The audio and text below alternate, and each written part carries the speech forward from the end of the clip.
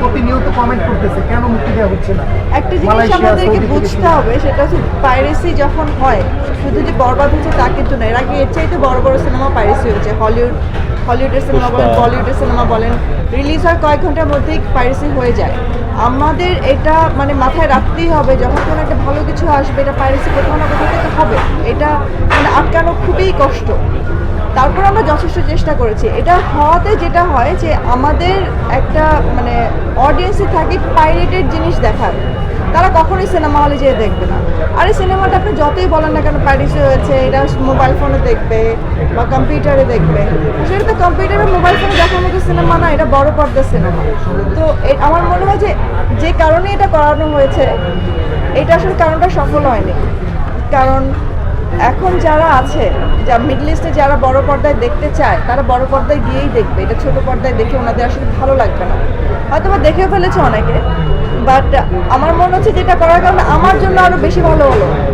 কারণ আমি যে ভয়টা পাচ্ছিলাম সেই ভয়টা এখন আর নেই। কারণ আমার এখন বাইরে থেকে আরও বেশি কল আসছে যে আমরা সিনেমাটা কবে নেবো। যেই সমস্ত কান্ট্রি থেকে কখনো বাংলা সিনেমা রিলিজ হয়নি সেই সব কান্ট্রি থেকে আমি কল পাচ্ছি। কিছুক্ষণ আগেও আমার একটা কল এসছে যে তারা সিনেমাটা এখানে রিলিজ করতে চাই, কারণ তারা সিনেমাটা কোথাও না কোথাও দেখেছে।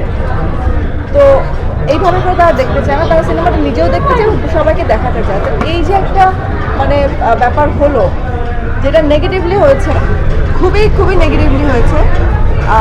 আমি বলবো যে এটা আসলে একদমই উচিত হয়নি। যারাই করেছেন তাদের জন্য এটা খুব মানে আমার কাছে দুঃখজনক যে এটা তো আমার দেশ ছাড়া অন্য কোথাও থেকে হয়নি। কারণ এটা বাংলাদেশের কপি ছিল, কারণ ইন্টারন্যাশনাল কপিটা ডিফারেন্ট।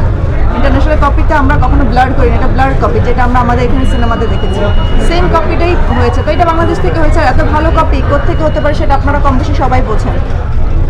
তো আমি বলবো আমার দুঃখের জায়গাটা হচ্ছে যে আমার নিজের দেশের সিনেমা আমার নিজের লোকেরাই করলো এটা। ক্ষতি করার জন্যই ক্ষতিটা করেছে। বাট বলে না যে উপর আল্লাহ যদি থাকে তাহলে আসলে যাকে রাখতে চায় উনি কিন্তু তাকে রাখবেন। আমি তো কারো কখনো ক্ষতি চিন্তাও করিনি আর করবোও না।